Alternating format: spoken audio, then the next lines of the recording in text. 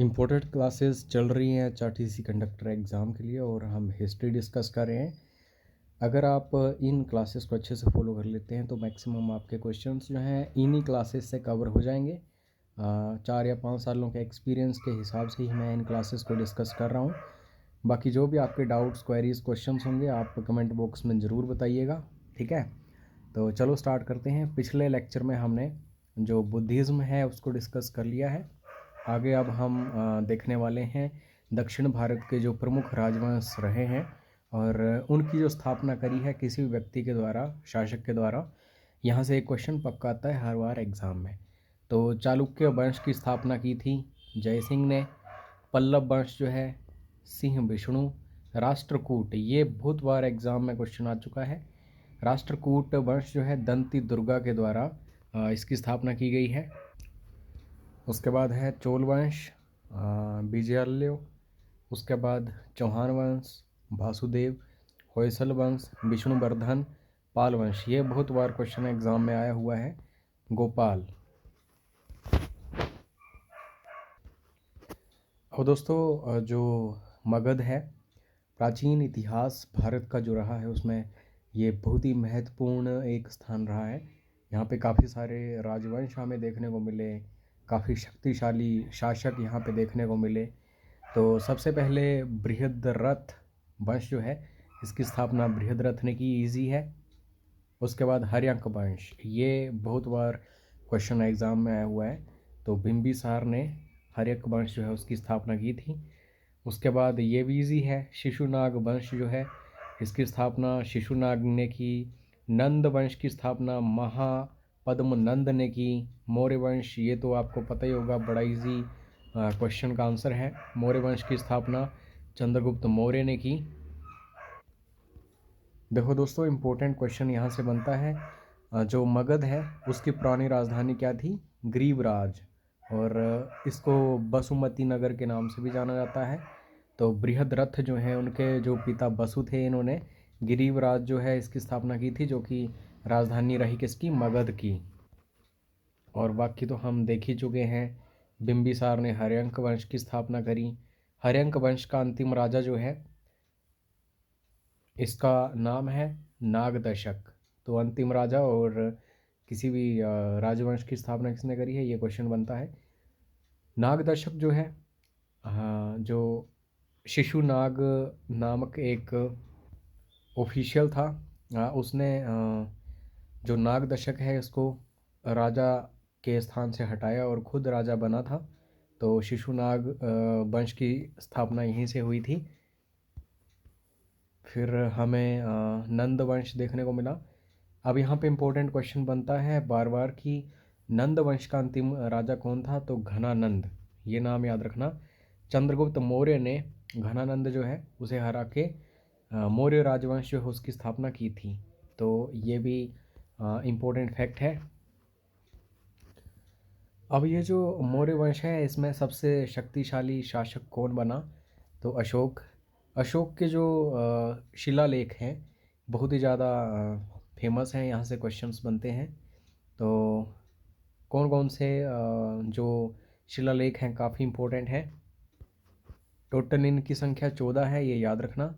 तो इसमें पशु बलि निंदा है, मनुष्य और पशु दोनों की चिकित्सा व्यवस्था, अधिकारियों का आदेश, धर्म से संबंधित नियम, महापात्रों की नियुक्ति, नियंत्रण की शिक्षा, तीर्थ यात्रा का वर्णन, सच्ची भेंट और सच्चा शिष्टाचार, प्रजाहित का संदेश, वरदान को सर्वोत्कृष्ट विचारों का सम्मान, कलिंग का युद्ध, ये इम्पोर्टेंट है, ठीक है।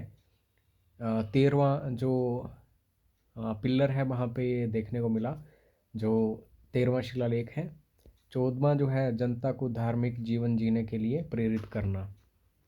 इसमें मेनली जो धर्म का प्रचार किया गया था वो बौद्ध धर्म था। आप सभी को पता है कि अशोक जो है, सम्राट अशोक बौद्ध धर्म के अनुयायी रहे हैं।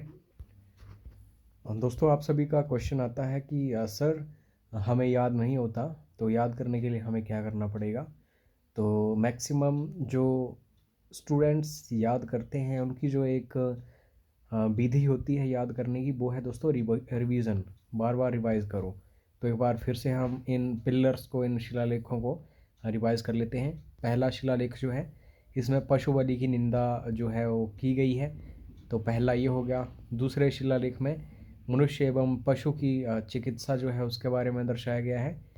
तीसरा शिलालेख जो है, अधिकारियों को निर्देश दिए गए हैं जैसे सरकार कैसे चलानी है एंड सो ऑन। चौथा शिलालेख जो है, धर्म के शेष नियमों की व्याख्या की गई है।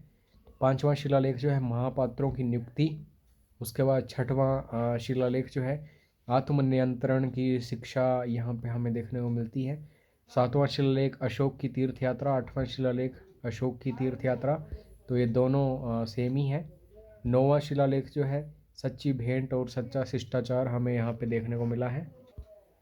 10वां शिलालेख प्रजाहित का संदेश। 11वां शिलालेख धर्म के वरदान को सर्वोत्कृष्ट। 12वां शिलालेख जो है, सभी प्रकार के विचारों का सम्मान।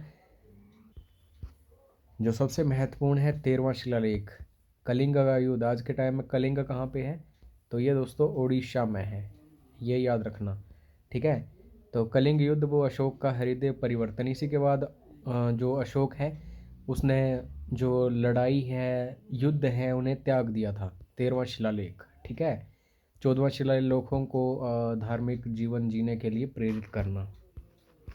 ये जो अशोक के 14 शिलालेख हैं, ये कहाँ कहाँ पे मिले हैं, तो स्थान याद रखना। 4 ऑप्शंस दिए जाएंगे कि किस स्थान पर नहीं मिला, तो वो आपको चूज़ करना है। कालसी हो गया, शाहबाज गढ़ी हो गया, मानसेहरा हो गया, जोगढ़ हो गया, सुपारा हो गया, उसका एरगुड़ी हो गया, गिरनार हो गया, धौली हो गया। और इसमें आपको क्या याद रखना है, ये सारे के सारे इंडिया में हैं। जो पाकिस्तान में है वो याद रखना। शहबाज गढ़ी जो है और मानसेहरा, ये पाकिस्तान में है, बाकी सभी भारत में है। तो पाकिस्तान वाले ज़रूर पूछे जाएंगे एग्ज़ाम में, ये याद रखना। मौर्य साम्राज्य जैसे ही तबाह हुआ दोस्तों, तो उसके बाद इंडो ग्रीक्स जो हैं वो हमें देखने को मिले। इंडो ग्रीक्स में सबसे इम्पोर्टेंट जो शासक था वो कनिष्क था। तो उसके बारे में भी आप थोड़ा सा नॉलेज रखना, यहाँ से क्वेश्चंस काफ़ी आते हैं। तो कनिष्क के टाइम में अश्वघोष था, वासुदेव था, नागार्जुन था, चरक था। ये सारे के सारे इम्पोर्टेंट रहे हैं, इन व्यक्तियों के बस नाम याद रख लेना। कनिष्क का राजवैद्य, आयुर्वेद के विख्यात विद्वान चरक, चरक संहिता इन्होंने ही लिखी है। तो आयुर्वेद जो है ज़्यादातर इन्हीं से संबंधित है। आज के टाइम में मौजूदा सरकार जो है ये आयुर्वेद को काफ़ी प्रमोट कर रही है। अश्वघोष की बात करूं तो इन्होंने बौद्धों की रामायण बुद्ध चरित की रचना की है। तो सीधा क्वेश्चन आता है, बुद्ध चरित की रचना किसने करी है, तो अश्वघोष आपको नाम याद रखना है। नागार्जुन की बात करें, इन्होंने माध्यमिक सूत्र एक बुक जो है वो लिखी है। तो माध्यमिक सूत्र नागार्जुन। मौर्य वंश जो है आप सभी को पता है, जब उसका अंत हुआ था तो फिर शुंग वंश हमें देखने को मिला था। पुष्यमित्र शुंग जो है, इन्होंने जो बृहद्रथ हैं उनकी हत्या करके इस राजवंश की स्थापना करी थी। तो ये याद रखो। वासुदेव जो है, इन्होंने कण्व वंश की स्थापना करी। ये क्वेश्चन बहुत बार एग्जाम्स में आया हुआ है। सीमूक, इन्होंने सातवाहन वंश की स्थापना की। उसके बाद काकाटक वंश जो है, इसकी स्थापना बिंद शक्ति ने की। ये क्वेश्चन जो है ककातिया वंश पूछा जा चुका है एग्ज़ाम में। तो 185 ईसा पूर्व में शुंग वंश की स्थापना किसने करी थी, पुष्यमित्र शुंग ने, ठीक है। और देवभूति की हत्या वासुदेव ने की। और कण्व वंश की स्थापना 73 ईसा पूर्व में कर दी। और जो कण्व वंश है, इसके अंतिम शासक सुशर्मा की हत्या जो है सिमूक ने की, और सातवाहन वंश की स्थापना कर दी। तो ये बार बार क्वेश्चन आते हैं। विंध्य शक्ति ने ककाटक वंश जो है उसकी स्थापना की। ककातिया वंश भी इसको बोलते हैं। मौर्य साम्राज्य के बाद जो इंडो ग्रीक वगैरह आए या विदेशी जो भी हैं, तो इनमें यवन जो है ये दोस्तों शक राजवंश से संबंधित, पहलव कुषाण वंश से संबंधित। तो यहाँ से क्वेश्चन आते हैं, एक बार ज़रूर देख लो इनको। जो यवन है इसको बैक्ट्रियन कहा जाता है। शक जो है सीथियन कहा जाता है। पहलव पार्थिव, और कुषाण यूची। तो हो सकता है ये वर्ड पूछ लिया जाए, जैसे पार्थिव का संबंध किससे है, तो पहलव से है। मौर्य साम्राज्य अलग है और गुप्त साम्राज्य जो है ये अलग है। तो नेक्स्ट वीडियो में हम जो गुप्त साम्राज्य है उसके बारे में देखेंगे। तब तक आप इस वीडियो को अच्छे से देखिए, हो सके तो नोट्स वगैरह बनाओ और ग्रुप्स में ज़रूर शेयर किया करो। जितने ज़्यादा व्यूज़ और जितनी ज़्यादा एप्रिसिएशन आपकी तरफ से मिलेगी उतने ही मैं और ज़्यादा वीडियोस आप सभी के लिए लेके आऊँगा।